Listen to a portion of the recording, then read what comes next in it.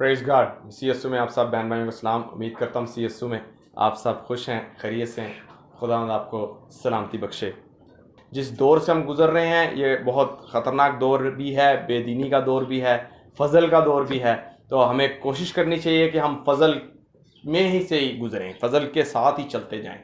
اور جس طرح کہ آپ سب جانتے ہیں کہ ہماری ریکویسٹ ہوتی ہے کہ مسیح.pk کو اپنی دعا میں رکھیں اور پوری ٹیم کو اپنی دعا میں رکھیں، بزرگوں کو اسپیشلی اپنی دعا میں رکھا کریں، کیونکہ آپ کی دعا ہماری پاور ہے، ہماری بیک بون ہے یوں سمجھ لیں. اور آپ اس میں ہماری ڈیفینیٹلی مدد کریں، کیونکہ ہم اس کے بغیر ہم کچھ نہیں ہیں. مسیح.pk کچھ بھی نہیں ہے آپ کے دعا کے بغیر. تو آپ کی دعا کی ہم ہمیشہ آپ سے درخواست کرتے ہیں، اور میں یقین سے کہتا ہوں کہ آپ واقعی دعا کرتے بھی ہیں. مزید بڑھا دیں اپنی دعا کو. خدا آپ سب کو برکت دے. اور جس طرح کہ آپ سب اس میسج کو سنتے ہیں، میری ایک اور ریکویسٹ ہوگی کہ آپ اس کو پورا سنیے، شروع سے لے کے اینڈ تک سنیں گے. آپ اس میں سے بہت کچھ سیکھیں گے. تو خداوند آپ کو برکت دے. بغیر دیر کیے ہوئے بزرگ ہمارے درمیان میں ریورنڈ انور وحید صاحب کو دعوت دوں گا کہ وہ آئیں اور وہ خدا کا کلام ہم تک پہنچائیں. خداوند یسوع مسیح کے پاک نام سے میں تمام دیکھنے والوں اور سننے والوں کو خوش آمدید کہتا ہوں، اور خداوند یسوع مسیح کے نام میں سلام پیش کرتا ہوں. اس وقت ایک بہت بڑا مضمون ہے جو ہر انسان کے ذہن میں ہے اور خیال میں ہے کہ ہماری دنیا جس جگہ پر پہنچ چکی ہے، کون سا وہ وقت آئے گا اور کیا ہوگا اور کس طرح ہوگا کہ ہم دوبارہ بحال ہو جائیں گے. کیا ہوگا، کب ہوگا کہ ہماری یونیورسٹیاں، ہمارے شادی ہال، ہمارے پروگرام، ہمارے اسکول، ہمارے ادارے، ہماری فیکٹریاں، ہماری فلائٹس اور ہمارا آنا جانا اور وہ پرانی رونقیں کب بحال ہوں گی، کیسے بحال ہوں گی؟ یہ ایک بہت بڑا سوال، اور ہر انسان کے دل کے اندر یہ بات ہے. تو ہم نے محسوس کیا کہ اس بحالیت کو، جبکہ ہر شخص کا دھیان اس طرف لگا ہوا ہے کہ ہمارا ملک یا ہماری دنیا کب بحال ہوگی، تو ہم بحالیت کے مضمون کو آپ کے سامنے آج لے کر آئے ہیں. اسی لیے یہ باموقع باتیں جو ہوتی ہیں کلام کے مطابق روپہلی ٹوکریوں میں سونے کے سیب ہیں. تو ہم چاہیں گے کہ آج بحالیت کے مضمون پر کچھ سیکھا جائے. سب سے پہلے تو بحالیت کی ڈیفینیشن کیا ہے؟ بحالیت کی بڑی سادہ سی تعریف ہے کہ کسی بھی چیز کا ٹوٹ کر بکھر جانا، کوئی چیز ٹوٹ جائے، بکھر جائے، تباہ ہو جائے اور دوبارہ پھر اسی حالت میں آ جائے جس حالت میں تھی. جیسے کہ ہمارے ذہن میں ہے ہم دوبارہ اسی سسٹم میں آ جائیں جس سسٹم میں چل رہے تھے. تو مطلب ہے کہ گرا ہوا اٹھ جائے، ٹوٹا ہوا جڑ جائے اور کھویا ہوا مل جائے. تو اس کو بحالیت کا لفظ دیا جاتا ہے. ہر شخص چاہتا ہے کہ میں بحال ہو جاؤں، میری نوکری بحال ہو جائے، میری محبتیں بحال ہو جائیں، میرا خاندان بحال ہو جائے، میرا بزنس بحال ہو جائے، میں جہاں پہلے تھا میں پھر اس سے بھی بلکہ اس سے آگے چلا جاؤں. بحالیت کہاں سے آتی ہے؟ آج اس مضمون کو میں چاہتا ہوں کہ ہم اپنے دل میں بٹھائیں، اور اس مضمون کو گہرے طور پر سیکھنے کے لیے ہم ایوب کی کتاب میں جائیں. ایوب کی کتاب کے 22ویں باب کی 22ویں آیت میں چاہتا ہوں کہ پڑھیں جی. ایوب کی کتاب کے 22ویں باب کی 22ویں آیت میں لکھا ہوا ہے، میں تیری منت کرتا ہوں کہ شریعت کو اسی کی زبانی قبول کر اور اس کی باتوں کو اپنے دل میں رکھ لے.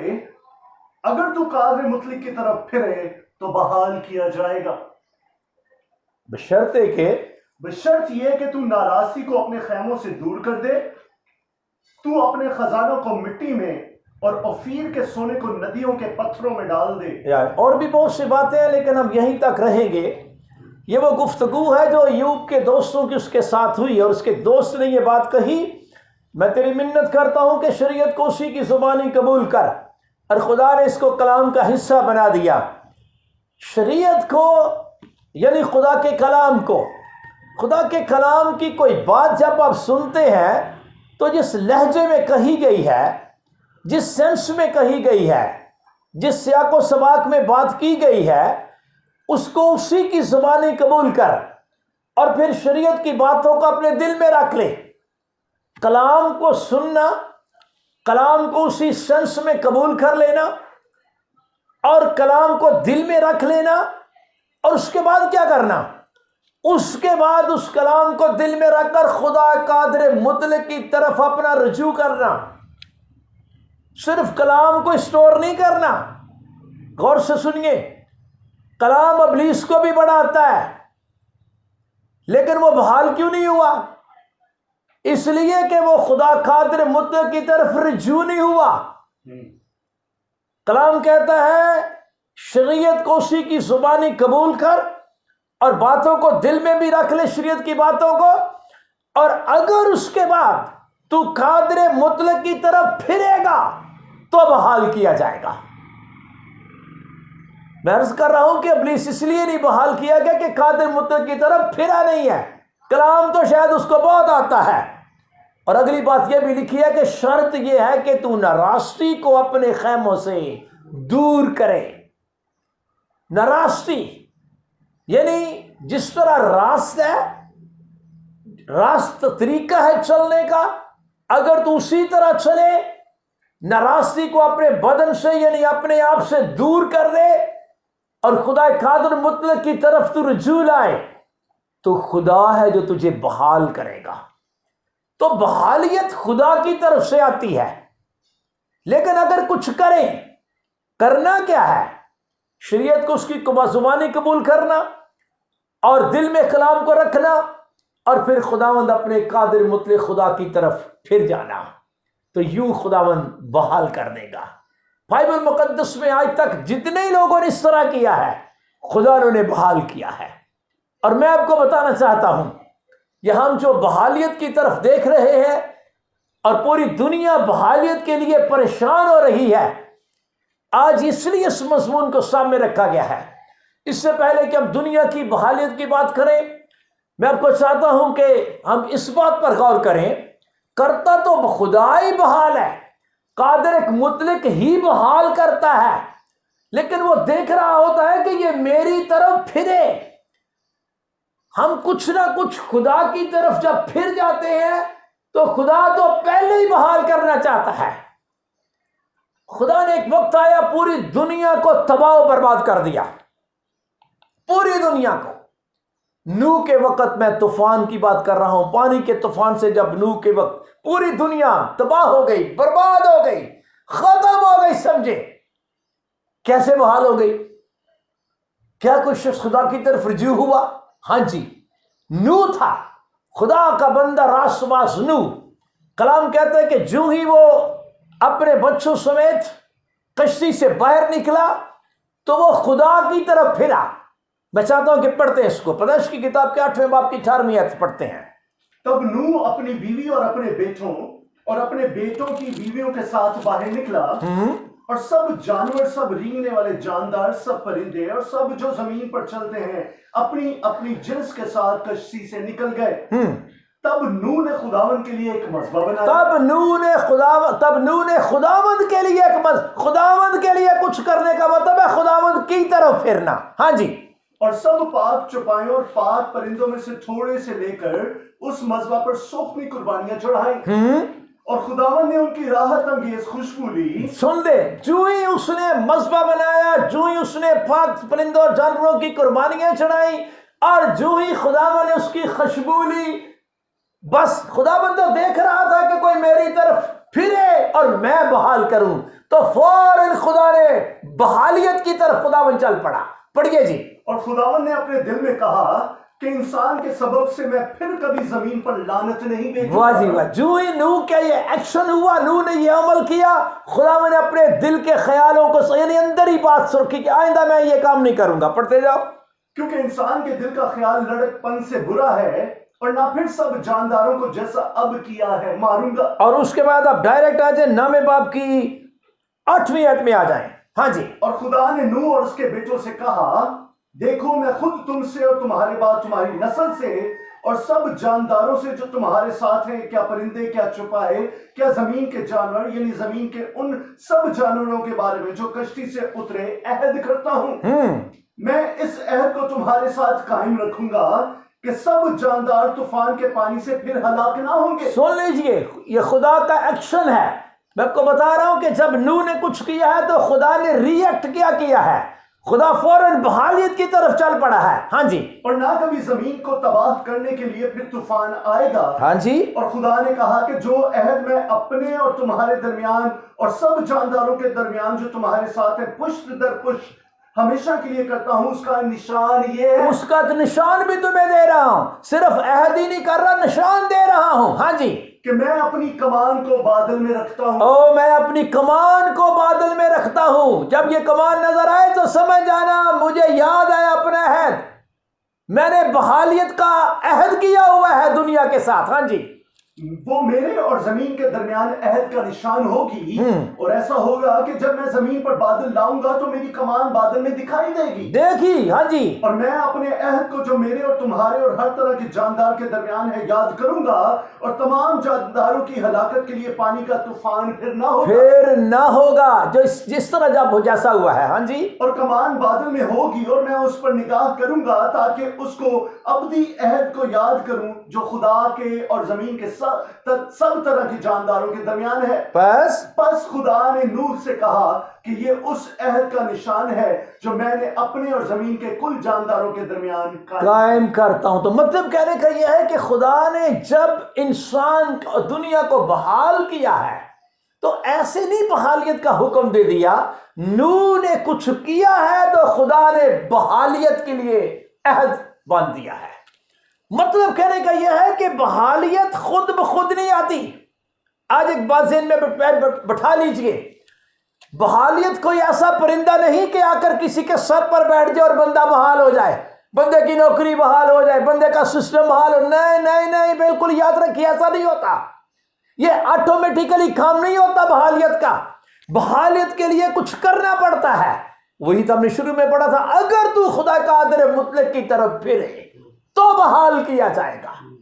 نوح خدا قادر مطلق کی طرف پھرا، اس کا یہ مطلب نہیں کہ وہ پہلے خدا کی طرف نہیں تھا. نہیں، وہ رسول آیا، اس نے کچھ کیا تو خدا نے پوری دنیا کو بحال کرنے کا حکم جاری کر دیا. بحالیت کسی بھی چیز کی ہو.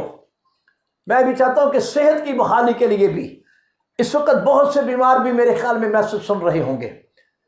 میں آپ کو خوشخبری سنانے لگا ہوں.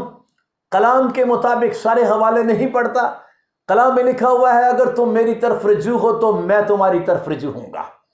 جب کلام میں یہ کہا جاتا ہے اگر کوئی بیمار ہو تو کلیسیا کے بزرگوں کو بلائے، تو اس کا مطلب یہی ہوتا ہے کہ وہ خدا کی طرف پھرے ہیں.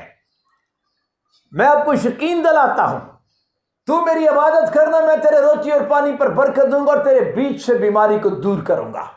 خدا تو پہلے ہی بحال کرنا چاہتا ہے، لیکن دیکھتا ہے کہ یہ کچھ کرے تو میں کچھ کروں، یہ کچھ کرے، یہ کھٹکھٹائے تو میں اس کے لیے کھولوں، یہ مانگے اور میں اس کو دوں. تو مطلب کہنے کا یہ ہے کہ صحت کی بحالی بھی خدا دینا چاہتا ہے. صرف دنیا نہیں بحال کرنا چاہتا، خداوند اپنے لوگوں کی بیماریوں کو بھی دور کرنا چاہتا ہے. لیکن اس کام کے لیے بھی خداوند کہتا ہے کہ کچھ نہ کچھ تو کر تو میں کچھ کروں گا. میں ایک مثال آپ کو دینے لگا ہوں پرانے عہد نامے میں سے. آپ جانتے ہیں کہ شاہ اسرائیل کی مملکت دو حصوں میں تقسیم ہو گئی تھی. ایک اسرائیل کی مملکت اور ایک یہودا کی مملکت بن گئی تھی.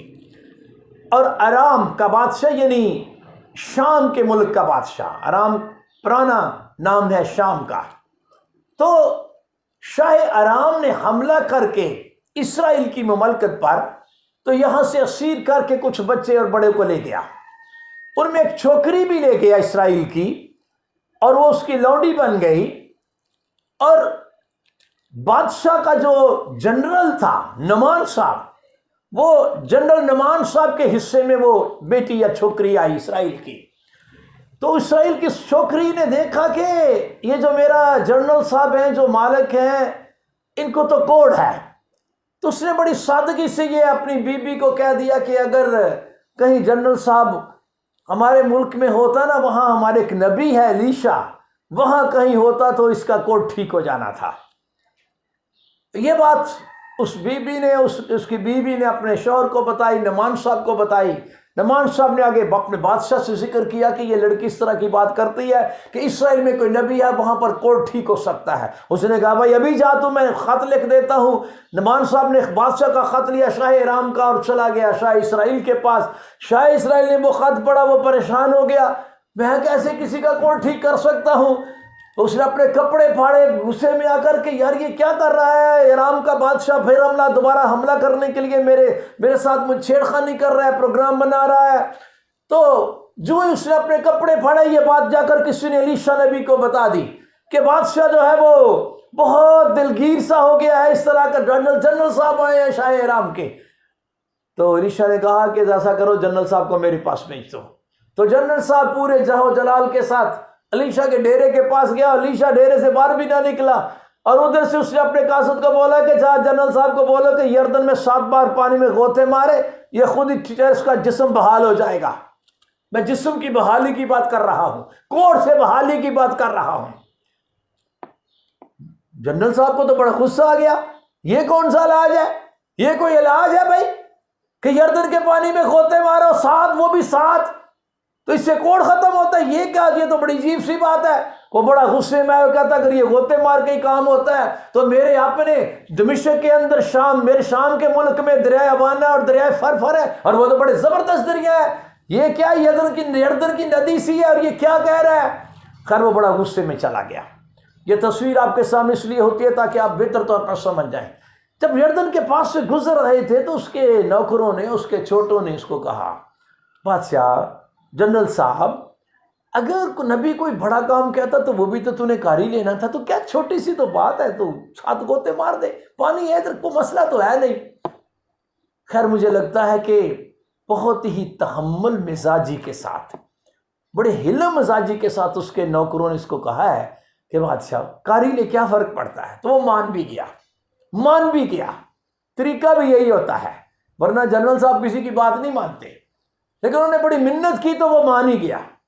تو جی اس نے غوطہ مارا، 1 غوطہ 2 غوطہ، وہ کہتا ہوگا ہوا تو کچھ بھی نہیں ہے، وہ کہتے ہوں گے سر جی پورے 7 غوطے کرو، اس نبی نے 7 کہا ہے، ابھی 7 نہیں ہوئی تو 2 3 4 ہوئے ہیں۔ تو کرتے کرتے جو اس نے 7 غوطے مارے تو کلام صاف بیان کرتا ہے کہ جو ہی 7واں غوطہ مارا وہ خود بھی حیران ہو گیا کہ اس کا جسم جو تھا وہ بچے کی مانند، جسم کی مانند ہو گیا۔ تو کہنے کا مطلب یہ ہے کہ جب بندہ اپنے آپ کو ہمبل بنائے، چھوٹا بنائے، جب کوئی کلام کی بات ہو تو کلام کے آگے اپنے آپ کو چھوٹا بنا لے اور رجوع کرے کلام کے مطابق۔ اس نے رجوع کیا، اب خدا کی طرف رجوع نہیں، اس کا رجوع اس بات کی طرف ہے جو نبی کے منہ سے نکلی ہے، اور جو بات نبی کے منہ سے نکلی ہے وہ خدا نے ہی منہ سے صادر ہوئی ہے، ایسا نہیں ہے خدا نے کہا ہے نبی کو کیا ہے کہ اس نے کہہ دیا ہے۔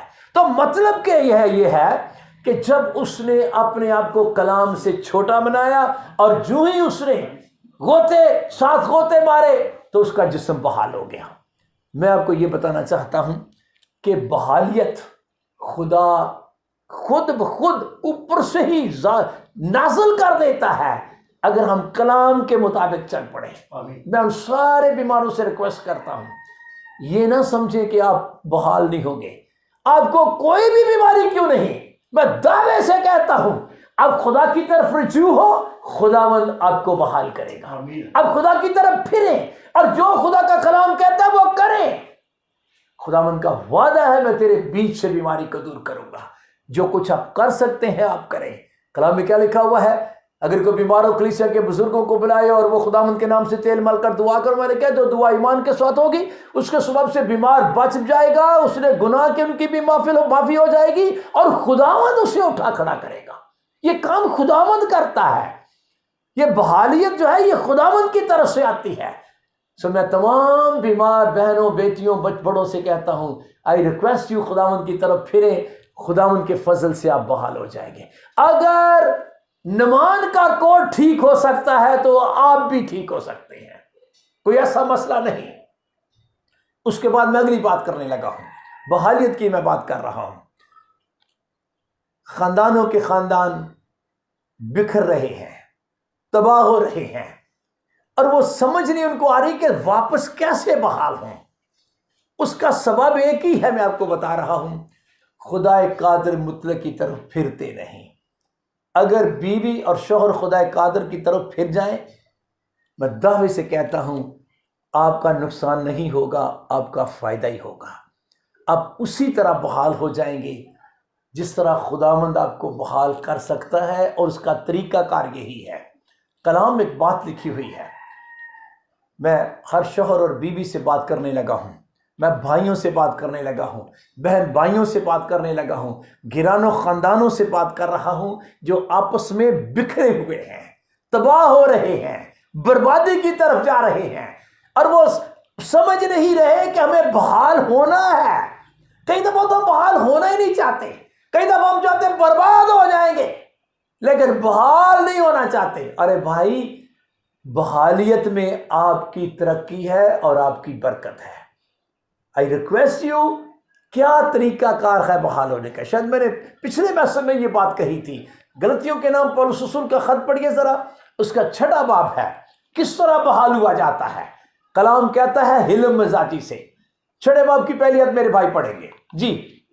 اے بھائیو، اگر کوئی آدمی کسی قصور میں پکڑا بھی جائے، کوئی بھی آدمی ہو، بیوی ہو، شوہر ہو، بھائی ہو، بہن ہو، کوئی بھی ہو، ہاں جی، تو تم جو روحانی ہو اس کو حلم مزاجی سے بحال کرو۔ یہ نقطہ نوٹ کر لیجئے، حلم مزاجی، حلیمی۔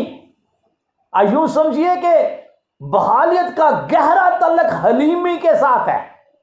حلیمی، نیچے آنا، پنجابی کہتے ہیں اپنی آکڑ کو چھوڑ دینا، اپنے اندر سے آکڑ ختم کریں۔ حلم مزاج، اپنے مزاج کے اندر حلیمی لائیں، میکنس، ہاں جی۔ اور اپنا بھی خیال رکھ، کہیں تو بھی آزمائش میں نہ پڑے۔ ہاں، تم ایک دوسرے کا بھار اٹھاؤ اور یوں مسیح کی شریعت کو پورا کرو۔ مسیح کی شریعت، ہم مسیحی ہیں، مسیح کی شریعت کو سمجھیں۔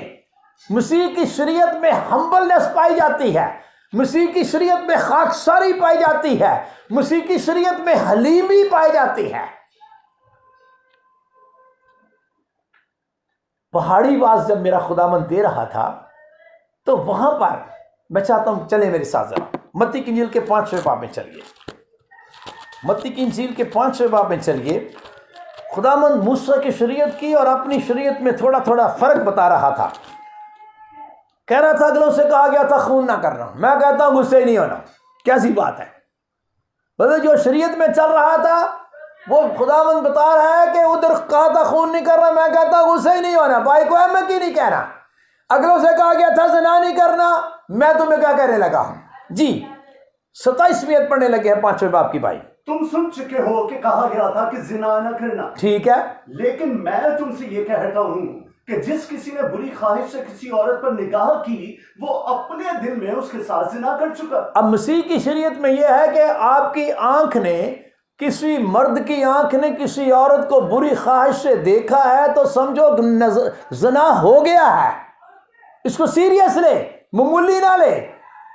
اس کی آنکھ نے زناکاری کر لی ہے۔ آگے پڑھیے۔ بس اگر تیری داہنی آنکھ تجھے ٹھوکر کھلائے اب تیری آنکھ نے تجھے بنا دیا زناکار تو تو اسے نکال کر اپنے پاس سے پھینک دے۔ اب سنیں ذرا، یہ مسیح کی شریعت سنیں۔ اب جب میں پڑھ رہا ہوں اور بھائی آپ بھائی پڑھ رہے ہیں، آپ سن رہے ہیں، تو آپ نے کبھی سوچا ہے کہ کبھی کسی نے آنکھ نکالی ہے؟ مسیح کی شریعت تو یہ کہتی ہے کہ آنکھ کو نکال دے، پھینک دے، آنکھ چلی جائے خیر ہے، لیکن جہنم میں پورا بدن نہ جائے۔ آگے بھی پڑھ دیجئے۔ کیونکہ تیرے لیے یہی بہتر ہے کہ تیرے اعضاء میں سے ایک جاتا رہے اور تیرا سارا بدن جہنم میں نہ ڈالا جائے۔ آگے، اور اگر تیرا داہنا ہاتھ تجھے ٹھوکر کھلائے اگر پورا ہاتھ ہی تجھے ٹھوکر کھلا رہا ہے، ہاں جی، تو اس کو کاٹ کر اپنے پاس سے پھینک دے۔ واہ، اگر آنکھ خراب ہے، آنکھ خراب کر رہی ہے، آنکھ کو کاٹ دے، پھینک دے۔ اگر یہ بازو کام خراب کر رہا ہے، ہاتھ خراب کر رہا ہے، اس کو بھی کاٹ کے پھینک دے، ہاں جی۔ کیونکہ تیرے لیے یہی بہتر ہے کہ تیرے اعضاء میں سے ایک جاتا رہے اور تیرا سارا بدن جہنم میں نہ جائے۔ ویسے کتنے لوگ آپ میں سے کتنے ہیں جو اس کے پاس ساتھ اتفاق کریں گے اس بات کے ساتھ؟ آپ اتفاق کرتے ہیں کہ آپ کی آنکھ نکال دی جائے؟ آپ خود اپنی آنکھ کو نکالیں اور پھینک دیں؟ آپ اتفاق کرتے ہیں کہ آپ اپنا بازو کاٹیں اور پھینک دیں؟ کوئی بھی نہیں کرتا۔ آپ جتنے بھی کلام کو سنیں جو بڑے روحانی ہیں، میں سب سے کہہ رہا ہوں جو روحانی آپ سمجھتے ہیں یا روحانی ہیں یا نہیں ہے، کبھی بھی کسی نے مسیح کی شریعت پر عمل نہیں کیا. کوئی بندہ آج تک مجھے دکھاؤ جس نے آنکھ نکال دی ہو. بری خواہش سے کئی عورتوں کو دیکھا لیکن آنکھ نہیں نکالی. ہاتھ سے پتہ نہیں کئی دفعہ برا فعل کیا لیکن ہاتھ کاٹا نہیں. تو یسوع مسیح سکھا رہا تھا میں جو شریعت تمہیں دے رہا ہوں وہ یہ ہے کیا. تم جلدی سے ہوتا کیا ہے سخت دلی کے سبب سے اپنی بیوی کو حرام کار ہو گئی ہے پھینک دو اس کو. او بھائی وہ تیری پسلی ہے, وہ تیرا بدن ہے, وہ تیری ہڈی ہے, وہ تیرا گوشت ہے. جیسے آنکھ اور یہ ہے اسی طرح ہی بیوی ہے. ہم آنکھ تو نہیں پھینکتے, ہم ہاتھ تو نہیں پھینکتے, بیوی کو بڑی جلدی پھینک دیتے ہیں. تو یہ مسیح سکھا رہا تھا آنکھ کو بحال کرتے ہو, ہاتھ کو بحال ہی رکھتے ہو, کاٹتے نہیں ہو نا. آگے پڑھیے ذرا کیا لکھا ہے. یہ بھی کہا گیا تھا کہ جو کوئی اپنی بیوی کو چھوڑے اسے طلاق نامہ لکھ دے. ہاں لیکن میں تم سے یہ کہتا ہوں کہ جو کوئی اپنی بیوی کو حرام کاری کے سوا کسی اور سبب سے چھوڑ دے وہ اس سے زنا کراتا ہے, اور جو کوئی اس چھوڑی ہوئی سے بیاہ کرے وہ زنا کرتا ہے. بتانا یسوع یہ چاہ رہا تھا کہ چھوڑنا نہیں ہے, چھوڑنا نہیں ہے. یہ ٹھیک ہے کہ حرام کاری کے سبب سے چھوڑ دے, لیکن حرام کاری کا مطلب ہے کہ وہ پکی حرام کار ہو جائے اور حرام کاری سے باز ہی نہ آئے. چھوڑ دے کوئی مسئلہ نہیں, لیکن حرام کاری سے اگر باز نہیں آتی, اگر آنکھ زنا کرتی جاتی ہے تو پھر نکال دو.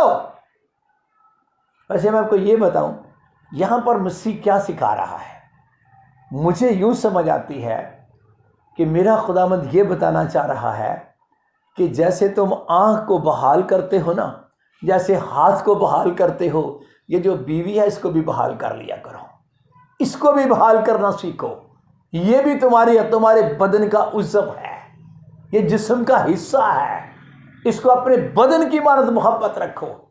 مسیح کی شریعت یہ سکھاتی ہے. میں دوسرے لفظوں میں کہنا چاہتا ہوں مسیح کی شریعت بحالیت سکھاتی ہے. مسیح کی شریعت بیوی کو طلاق دینا نہیں سکھاتی, بحال کرنا سکھاتی ہے. مسیح کی شریعت شوہر سے جدا ہونا نہیں سکھاتی, ساتھ ملنا سکھاتی ہے. اور اس کام کے لیے ہمیں بڑی گہرے طور پر سمجھنا پڑے گا. اب جانتے ہیں کہ خدا نے ہمیں بحال کیا ہے, پوری کائنات کو خدا نے بحال کیا ہوا ہے.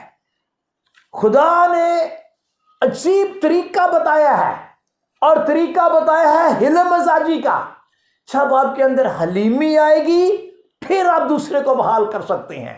جو بیویاں حلیم نہیں وہ اپنے شوہر کو بحال نہیں کر سکتی, جو شوہر حلیم نہیں وہ اپنی بیوی بحال نہیں کر سکتے, جو بھائی حلیم نہیں وہ اپنے بھائی کو بحال نہیں کر سکتا. اور اگر کوئی کسی کو قصور میں پکڑا جائے تو تم جو روحانی اس کو حلم مزاجی سے چھوٹے بن جاؤ. اگر قصور اس نے کیا تو ابھی کہو تو نے نہیں کیا. اب کو پتا خدا نے دنیا کو کیسے بحال کیا ہے؟ کلام کہتا ہے کہ خدا نے دنیا والوں کی خطاؤں کو ان کے ذمہ نہیں لگایا. میں چاہتا ہوں اس کو پڑھے. دوسرا کرنتھیوں ہے 5واں باب, میں خود ہی پڑھ دیتا ہوں.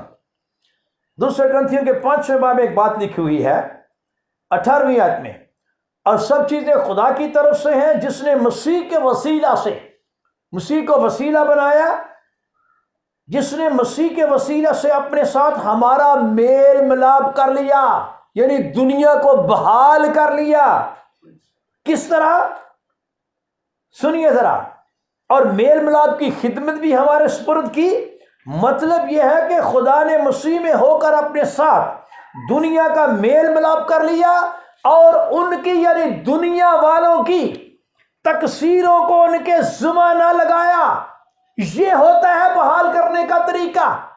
اگر بیوی کہے تو نے یہ کیا, تو نے یہ کیا, تو نے یہ کیا, تو اس کا مطلب ہے آپ کو بحال کرنا نہیں آتا. اور اگر شوہر یہ کہے تو نے کیا, تو نے کیا, تو نے کیا, بھائی آپ کو بھی بحال کرنا نہیں آتا. سیکھ لیجئے. خدا اگر کہتا ہے نا تو نے کیا تو پھر ہم بحال نہیں ہو سکتے تھے. یہ ہے بحالیت کا طریقہ, اس کو کہتے ہیں بحال کرنا. خدا نے دنیا کو اسی طرح ہی بحال کیا ہے. میرا مسیح جب دنیا میں آیا کیا طریقہ تھا اس کا بحال کرنے کا؟ زکئی کے بارے میں آپ جانتے ہیں. زکئی ایک بڑا امیر آدمی تھا, دولت مند آدمی تھا. کئی دفعہ آپ اس کے بارے میں سنیں. اس کی کوشش تھی کہ میں خداوند یسوع مسیح کو دیکھوں، لیکن وہ اس لیے دیکھنے نہیں جاتا تھا سب کے سامنے، کیونکہ یسوع اکیلا تو ملتا ہی نہیں تھا، جب بھی دیکھتا تھا بھیڑ ہی چاروں طرف ہوتی تھی۔ وہ سمجھ پریشان ہو گیا، اس کو میں دیکھوں تو کہاں، میں قریب سے دیکھنا چاہتا ہوں۔ ایک دن شاید شام کا ٹائم تھا، تو اس نے دیکھا کہ یسوع یرہو کی شہر میں سے گزر آیا۔ اس نے ترکیب سوچی، گل کا درخت تھا، درخت پر چڑھ گیا۔ اس کو ویسے بھی پتا تھا شام کا وقت ہے، اوپر کون دیکھے گا، لوگ یسوع کو ہی دیکھتا ہے، اوپر کوئی بھی نہیں دیکھتا ہے۔ ویسے بھی شام کا وقت تھا شاید، تو جب اوپر چڑھ گیا، یسوع بھیڑ کے ساتھ چلا آ رہا ہے۔ یسوع عین گل کے درخت کے نیچے آ کر کھڑا ہو گیا۔ جب یسوع کھڑا ہو گیا، سارے کھڑے ہو گئے۔ یسوع نے اوپر دیکھنا شروع کر دیا۔ جب یسوع نے اوپر دیکھا تو سب اوپر دیکھ رہے، اوپر پتہ نہیں کون سی چیز ہے۔ تو اوپر کون سی چیز تھی جی؟ اوپر زکائی صاحب تھے، جو بہت دولت مند تھے، مسئول لینے والوں کے سردار تھے، بڑا دولت مند آدمی ہے۔ اور یسوع نے اس کو کہا، زکائی نیچے اترا۔ بیچارہ زکائی پہلے سے کافی شرمندہ ہوا ہوگا، یار میں اوپر چڑھا تھا، مجھے کوئی دیکھ نہ لے تو یہ تو سارے زمانے نے دیکھ لیا مجھے۔ لیکن ایک بات اس نے بڑی خوبصورتی کے ساتھ اچھی محسوس کی، اور وہ یہ تھی کہ یسوع نے کہا، نیچے اترا، مجھے آج تیرے گھر جانا ہے۔ یہ بات اس کو بڑی اچھی لگی۔ وہ یسوع میرے گھر جا رہا ہے، میں تو چاہ رہا تھا قریب، میں تو سوچ رہا تھا قریب سے دیکھ لوں تو یہ بڑی بات ہے، تو یہ تو میرے گھر جائے گا، واہ رے واہ۔ وہ تو خوشی کے ساتھ نیچے اتر آیا۔ میں سمجھتا ہوں چڑھتے تو شاید اس کو کسی نے نہیں دیکھا، لیکن اترتے سب نے دیکھا ہے۔ اب کیسا لگ رہا ہوگا کہ چھوٹا سا بندہ، چھوٹے سے قد کا بندہ یسوع کو لے کے جا رہا ہے۔ یسوع کا روٹ چینج ہو گیا ہے۔ اب اس کا روٹ، مجھے نہیں پتا کدھر جانا تھا، یسوع نے ایک روٹ چینج ہو گیا ہے، وہ زکائی کے گھر میں چلا گیا ہے۔ میں آپ کو یہ بتانے لگا ہوں کہ زکائی کو خداوند نے کیسے بحال کیا ہے۔ پہلے میرا خداوند اس کے گھر گیا ہے۔ اس کے جب گھر گیا ہے تو گھر میں جا کر مجھے نہیں پتا کیا گفتگو ہوئی، لیکن میں اکثر یہ بہت بات کہا کرتا ہوں۔ زکائی نے پوچھا ہوگا، خداوند پہلے مجھے یہ بتا کہ تجھے کیسے پتا تھا کہ میرا نام زکائی ہے، پھر تجھے کس نے بتایا کہ میں اوپر چڑھا ہوا ہوں؟ تو میرا خداوند کہتا ہوگا، چپ کر، تجھے نہیں پتا تو کس سے بات کر رہا ہے، مجھے یہ بھی پتا ہے کہ یہ تیرا جو ٹی وی آیا ہے یہ صحیح نہیں ہے، یہ فریج بھی صحیح نہیں ہے، یہ فلاں چیز بھی ٹھیک، بس میرا مطلب کہنے کا یہ کہ جو اس کے گھر کی چیز تھی، کیا میرے خداوند نے بتایا ہوگا یہ سارا ہی 2 نمبر مال ہے، یہ 2 نمبر کمائی ہے؟ تو فوراً زکائی نے کہا، خداوند بس اب اور کوئی نہ بولنا، تو سچ بول رہا ہے، آدھا مال غریبوں کو دیتا ہوں، اگر کسی کا ناحق لیا تو اس کو 4 گنا ادا کرتا ہوں۔ میرا کہنے کا مطلب ہے اتنی بڑا اعلان زکائی نے کیسے کر دیا ہے۔ اس نے اس انداز سے کہ میرا خداوند بڑی حلیمی کے ساتھ اس کے گھر میں گیا ہے، اور گھر میں جا کر ایسے نہیں کیا یسوع مسیح نے کہ گل کے درخت کے نیچے کھڑا ہو کر کہے، او بے ایمان آدمی نیچے آ جا، نہیں، اس طرح نہیں۔ میں آپ کو بتانا چاہتا ہوں، اگر آپ چاہتے ہیں نا کہ کوئی بحال ہو جائے تو حلیمی سے بحال کیا جاتا ہے۔ پھر اس آیت کو غور سے پڑھیے، اگر کوئی کسی قصور میں پکڑا جائے، تم جو روحانی ہو حلم مزاجی، میرے خداوند میں سب سے زیادہ حلم مزاجی پائی جاتی، اس جیسا حلیم ہے کون؟ اس نے خود کہا تھا، میں حلیم ہوں، مجھ سے سیکھو، اور میرے خداوند سے حلم مزاجی سیکھو، بحال کرو۔ آپ بحال کر سکتے ہیں۔ میں خادموں سے ریکویسٹ کروں گا، لوگوں کو بحال کریں حلم مزاجی کے ساتھ، گناہ گاروں کو بحال کریں حلم مزاجی کے ساتھ، ایون کہ حرام کاروں کو بھی بحال کریں حلم مزاجی کے ساتھ۔ بیوی حلم مزاجی کے ساتھ اپنے شوہر کو بحال کرے، شوہر حلم مزاجی کے ساتھ اپنی بیوی کو بحال کرے، بھائی حلم مزاجی کے ساتھ اپنے بھائی کو بحال کرے۔ میرا خداوند، ہم کو پتہ جب آدم اور حوا کو عدن سے نکال دیا گیا، جیسے کہ سلائیڈ آپ کے سامنے ہے، پوری دنیا آدم سے ہی آگے چلی ہے نا۔ آدم کو خدا نے نکال تو دیا، لیکن کیا خدا نکال کے بہت خوش ہے؟ نہیں۔ کیا بغیر میں رکھیے، خدا خوش نہیں ہے آدم کو نکال کے۔ اتنا کچھ بنا کے اس نے آدم کو ہی اس کا سردار بنایا، اور اب آدم کو نکال دیا ہے تو خوش تھوڑی ہے؟ نہیں، خدا کی وفاداری آدم کے ساتھ پھر بھی ہے. پھر بھی کلام کہتا ہے کہ اس نے آدم اور حوا کو چمڑے کے کرتے پہنائے ہیں، کرتے پہنا کر پھر اس نے آدم سے نکالا ہے. اس وقت ہی خدا نے پلان بنا لیا تھا کہ میں اس کو بحال کروں گا. کیا طریقہ کیا ہے، کیا طریقہ؟ میں نے کہا ہے بحالیت ایسے نہیں آتی. بحالیت کے درمیان کوئی وسیلہ بنتا ہے، کوئی نہ کوئی وسیلہ بنتا ہے. خدا نے کس طرح بحال کیا ہے دنیا کو؟ آدم اول کے سبب سے تو خدا کا انسان کے ساتھ دوری ہوئی ہے، جدائی ہوئی ہے، لیکن آدم ثانی کے وسیلہ سے دوبارہ بنی ہوئے انسان کو خدا نے اپنے ساتھ بحال کیا ہے. جیسے کہ آپ کے سامنے سلائیڈ چل رہی ہے. اگر رومیو 5واں باب پڑھے، بہت سی باتیں ہیں، صرف ایک آیت پڑھیں گے تاکہ ہم سمجھ سکیں کہ کس طرح آدم اول جو تھا اس کے سبب سے تو خدا آدم سے جدا ہوا ہے، لیکن آدم ثانی خداوند یسوع مسیح کے سبب سے یہ بنی انسانیت جتنی بھی تھی، انسان بحال ہوا ہے. میرا خداوند بیچ میں آیا ہے. میں چاہتا ہوں اس کو پیسائد کو پڑھتے ہیں. پڑھے سر. کیونکہ جب ایک شخص کے گناہ کے سبب سے موت نے اس ایک کے ذریعہ سے بادشاہی کی، تو جو لوگ فضل اور راست بازی کی بخشش افراد سے حاصل کرتے ہیں وہ ایک شخص یعنی یسوع مسیح کے وسیلہ سے ہمیشہ کی زندگی میں ضروری بادشاہی. ہمیشہ کی زندگی میں کا مطلب یہ ہے کہ واپس جس رفاقت سے انسان نکلا تھا آدم اور حوا کے پاس، پتہ ہے آپ کو، خداوند ہر روز آتا تھا، ان سے باتیں کرتا تھا، گفتگو کرتا تھا، رفاقت میں تھا. آدم اور حوا کے ساتھ جو رفاقت تھی وہ بحال کرنے والا میرا خداوند یسوع مسیح ہے. یاد رکھیے، اس لیے میرے خداوند یسوع نے کہا ہے راہ اور حق اور زندگی میں ہوں، کوئی میرے وسیلہ کے بغیر باپ کے پاس نہیں آ سکتا ہے. ذہن میں رکھیے، یہی وہ چیز ہے، دروازہ میں ہوں، یہی ہے راہ میں ہوں، جو راہ آپ کو زندگی کی طرف لے کر جاتا ہے، واپس خداوند کی حضوری میں لے کر جاتا ہے، خداوند کی رفاقت میں کوئی چیز لے کر جاتی ہے تو وہ میرے خداوند یسوع مسیح کا راستہ ہے. خداوند یسوع مسیح دی وے آف ریہیبلیٹیشن ہے، بحالیت کا راستہ ہے. لوگ یسوع کے بارے میں اتنا بہتر نہیں سمجھتے، لیکن میں آپ کو بتانا چاہتا ہوں جو لوگ بحال ہونا چاہتے ہیں یسوع کو اپنا لیں، یسوع کو اپنا لیں، یسوع کی حل مزاجی اپنا لیں، آپ خود بخود بحال ہو جائیں گے. یسوع جیسی حل مزاجی اپنے اندر لاؤ. یسوع بحال کرتا بھی ہے اور بحال کرنے کا طریقہ بھی سکھاتا ہے. میرے یسوع مسیح کے وسیلہ سے دنیا بحال ہوئی ہے، اور اب میرا خداوند یسوع مسیح سکھاتا بھی ہے حل مزاجی کے ذریعہ سے بحال کرو. یہ عدن میں واپس جانے کا یوں سمجھیے میرا خداوند یسوع مسیح ایک وسیلہ بن گیا ہے. آج ہم اس بحالیت کی طرف ابھی آنے لگا ہوں جس کے بارے میں ہر شخص بڑا پریشان ہے. دنیا سوچ رہی ہے رون کے کب بحال ہوں گی.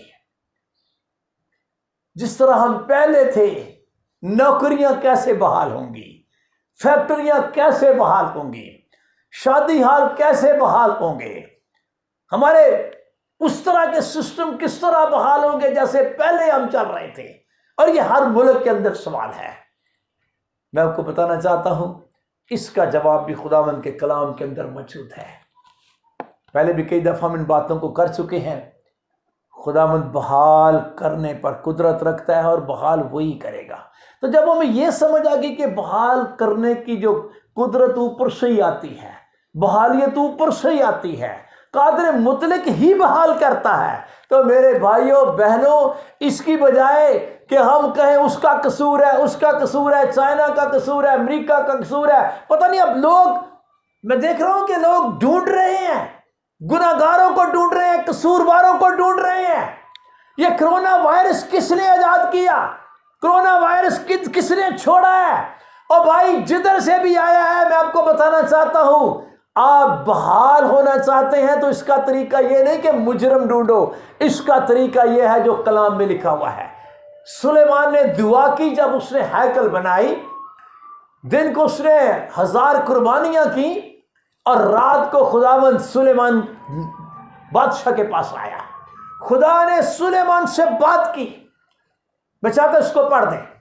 तवारीख की दूसरी किताब है, उसका 7वां बाब है। खुदा ने बहालियत सिखाई, सुलेमान को सिखाई, और हम भी सीख लें।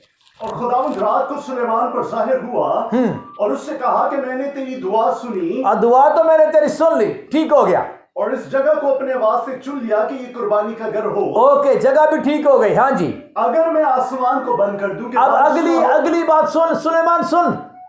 और सुलेमान को खुदा ने सुनाया और बाद में लिखवाया और हम तक पहुंचाया। सुलेमान सुन, अगर मैं आसमान को बंद कर दूं तो और कर कौन सकता है खुदा तेरे अलावा? तू ही बंद कर सकता है, तू ही खोल सकता है। तेरे खोले को कोई बंद नहीं कर सकता, तेरे बंद किए हुए को कोई खोल नहीं सकता। खुदा खुद कह रहा है अगर मैं ये आसमान बंद कर दूं, पढ़िए सर, कि बारिश ना हो, हाँ जी, या टिड्डियों को हुक्म दूं कि मुल्क को उजाड़ डालें, आजकल टिड्डियां भी आ रही हैं, पहले भी आती रही हैं, अभी फिर आना शुरू हो गई हैं, हाँ जी, या अपने लोगों के दरमियान वबा भेजूं, ये वबा जो चल रही है, ये वबा जो इस वक्त ऑलरेडी चल रही है, ये वबा भेजूं, फिर क्या होगा? तब अगर मेरे लोग जो मेरे नाम से कहलाते हैं खाकसार बनकर दुआ करें। मैं चाहता हूं इन आयत को गौर से सुनिए, ये खुदा के अल्फाज हैं। हैरानगी वाली बात है, ये किसी आदमी के अल्फाज नहीं, खुदा के अपने अल्फाज हैं। अगर मैं आसमान बंद कर दूं, अगर मैं टिड्डियों को कम दूं, अगर मैं वबा भेजूं, तो इसका हल क्या है? आसमान बंद हो जाए, इसका हल भी तुम्हारे पास है। टिड्डियां आ जाए, इसका हल भी तुम्हारे पास है। वबा आ जाए, इसका हल भी तुम्हारे पास है। तब अगर मेरे लोग कौन से होते हैं? जो उन्होंने खुदामंद को अपनी जिंदगी दी होती है। अब मैं रूहानी लोगों से बात करने लगा हूं, जो रूहानी है, जो खुदामंद के लोग हैं। तब अगर मेरे लोग और वो लोग जो मेरे नाम से कहलाते हैं, ये भी बड़ी खास बात है, जो मेरे नाम से कहलाते हैं, वो क्या करें? खाकसार बनकर दुआ करें। एक मिनट, एक होता है दुआ करना, दुआ सारे ही करते हैं, मैं आपको बता रहा हूं, सारी दुनिया दुआ करती है, लेकिन आपको पता है खाकसार बनकर दुआ करने वाले बड़े कम है।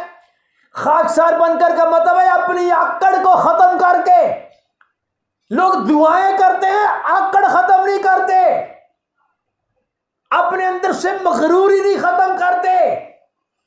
जब तक कोई बंदा मगरूर है, उसकी दुआ नहीं सुनी जाती। मैं आपको यह बताने लगा हूं, यह बात मेरे लिए भी है, मसीह.pk की पूरी टीम के लिए भी यह दुआ है। हम सब मिले दुआ करें, लेकिन पहले खाकसार बन जाए, पहले अपनी आकड़ को खत्म करें, फिर हमारी दुआ मुअस्सर होगी। एक होता है दुआ, एक होती है मुअस्सर दुआ। मैं मुअस्सर दुआ की बात कर रहा हूं। खुदा ने सिर्फ नहीं कहा दुआ करें, तब मेरे लोग जो मेरे नाम से कहलाते हैं खाकसार बनकर दुआ करें। और क्या करें? और मेरे दीदार के तालिब हों और अपनी बुरी राहों से फिरें। अच्छा, कई बार हम रूहानी तो समझते हैं हम बुरी राह पे है ही नहीं है, और कोई ना कोई प्रॉब्लम होता है। मेरे खुदा ने जब दुआ करनी सिखाई थी तो क्या सिखाया था? बुराई से बचा।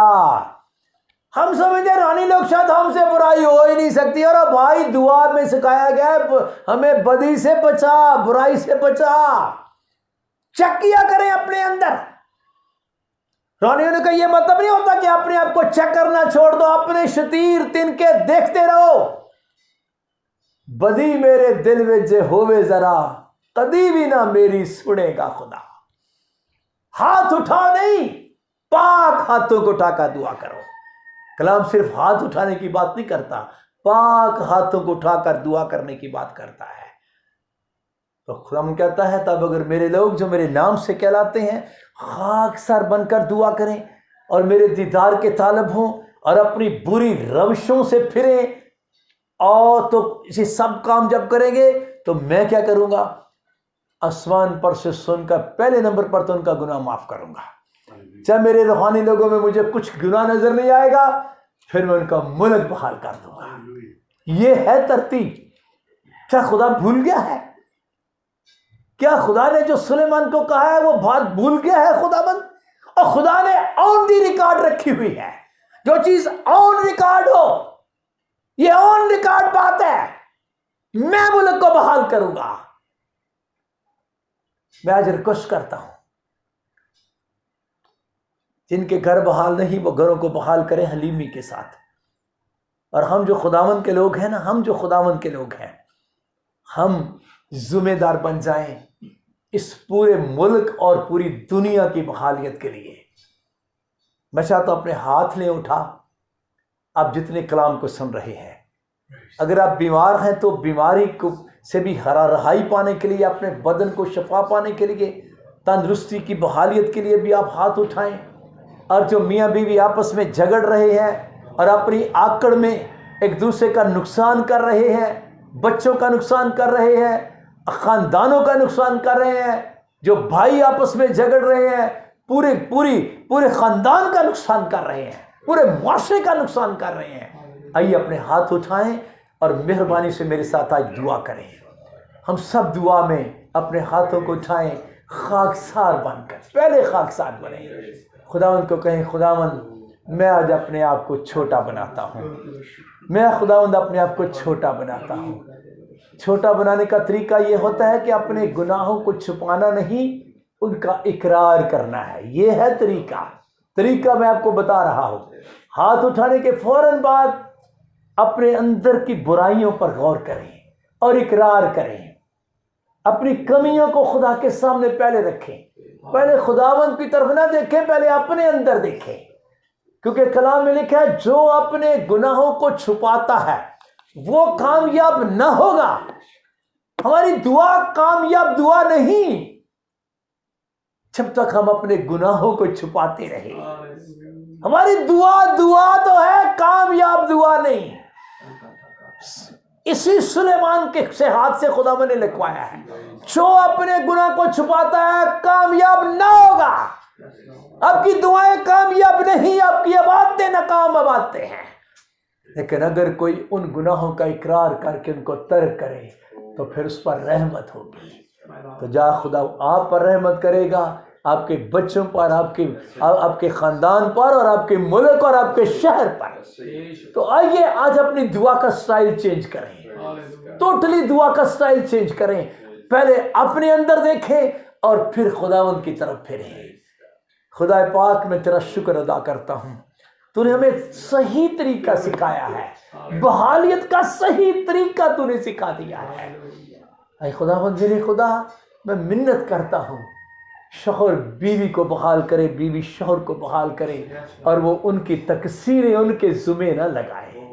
اے خداوند میں منت کرتا ہوں جو طریقہ تو نے سکھا دیا بحالیت کا، اسی طرح خداوند میاں بیوی، بھائی بہنیں، خاندان، پڑوسی ایک دوسرے کو بحال کریں، ان کی تقصیریں ان کے ذمہ نہ لگائیں. اور اے خداوند میرے خدا، جس طرح آج ہم نے سیکھ لیا ہے کہ تو نے تو خود کہا ہے کہ میں ملک کو بحال کروں گا. خدا پاک میں منت کرتا ہوں تیرے نام سے کہلوانے والے مسیحی بہن بھائی خداوند بس خاکسار ہو جائیں، خاکسار ہو جائیں دنیا کے لیے، خاکسار ہو جائیں خداوند میرے خدا اپنے ملک کے لیے، خاکسار ہو جائیں خداوند اپنے شہر کے لیے، اپنے محلے، اپنے گلی کے لیے میرے خداوند میرے خدا. کیونکہ میں جانتا ہوں جہاں 10 راست باز ہوں گے تو ان کی خاطر خداوند بڑے بڑے شہروں کو چھوڑ دیا کرتا ہے میرے خدا. میں جانتا ہوں خداوند تیرا ترتیب یہی ہے. خدا پاک ملک پاکستان کو بحال کر دے، ملک پاکستان کی رونقیں بحال کر دے، یورپ کی رونقیں بحال کر دے، ایشیا کی رونقیں بحال کر دے، افریقہ کی رونقیں بحال کر دے، دنیا کی گلوبل رونقیں بحال کر دے میرے خداوند میرے خدا. ہم تیرے لوگ اپنے خداوند پاک خدا گناہوں کا تیرے حضور اقرار کرتے ہیں. اے خداوند میرے خدا ایک بڑی بحالیت آ جائے جو خداوند تیرے لوگوں کی دعا کے سبب سے ہے، جو خاکساری کی دعا کے سبب سے ہے، وہ بحالیت آ جائے میرے خدا میرے خدا. اور جلال تجھے ملے، جلال تجھے ملے میرے خداوند میرے خدا. عبادت گاہیں بحال ہو جائیں، اے خدا شاہراہیں بحال ہو جائیں، اے خداوند فیکٹریاں، بڑی بڑی ملز بحال ہو جائیں، اے کارخانے بحال ہو جائیں، دکانیں بحال ہو جائیں میرے خداوند پاک خدا.